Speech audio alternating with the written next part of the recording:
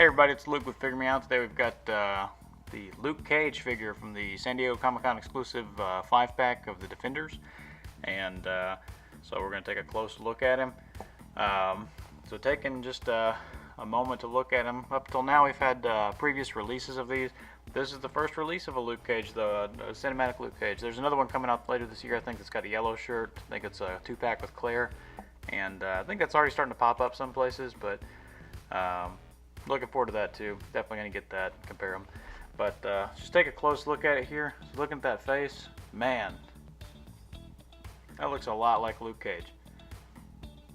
That looks a whole lot like Luke Cage. Looks like he's about to just whip someone, you know? It's fantastic. Looking at the body, I'm pretty sure this is all new sculpt. Got that t-shirt design, love it. Got those just beefy arms, love it. And then actually on the arms there's some subtle, you can actually see some veins, which is kind of cool. That makes me think this is new because I don't remember seeing those before. If I did, I missed it, but oh well. New, I'm pretty sure those are new jeans too, because I don't think anybody else is as bulky as he is that we've had that, you know, has the more realist look to it. So really cool. And I think new I think this is all new. I think this is all new and all specific to Luke. So Luke, hot. But anyway, yeah, just fantastic figure. But so going over articulation, we'll look at that real quick. Actually, real quick before we get into that, one thing I want to notice: he doesn't come with any accessories except for you can actually take his little watch off. Look at that! Look how adorable, tiny little watch. So you can put that on somebody if you want to. But that is kind of the one thing that he does come with. But anyway, so you can get him to look up that much. You can get him to look down all the way, pretty much. He can look side to side. And he's got just the slightest amount of pivot in that neck. Not a whole lot, but some. Shoulders, they go out better than 90. Looks really good. They do have a full rotation there as well. Got a upper bicep swivel, a double jointed elbow that goes in pretty much all the way. And again, that watch is, I thought it was sculpted at first, but it's not. It's actually a floating piece, which is a lot of fun. And then he's got those wrists that are swiveled, and they hinge going down and up. And then at the waist, we got a crunch. Goes forward just a little bit, goes back a little bit more. Got a good swivel there. At the hips, we can kick forward pretty good, kick in some doors. Got not really anywhere back. Goes out to the side pretty good. Get a little bit better than 45. Maybe about 90. A little bit better than 45 on those. But anyway, upper thigh swivel, double jointed knees. They go in all the way. Looks great.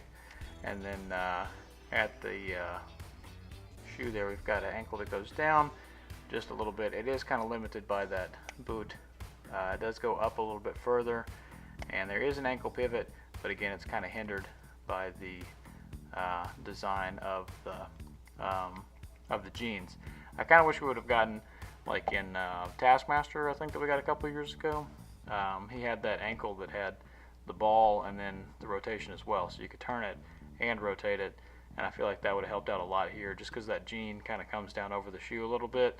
I feel like that would have given it a little bit more movement, but it's serviceable. I mean, you can get him to stand no problem, so it is what it is. And Luke Cage doesn't do a whole lot of crazy ankle moves. He mostly just punches things. So, here's what it is.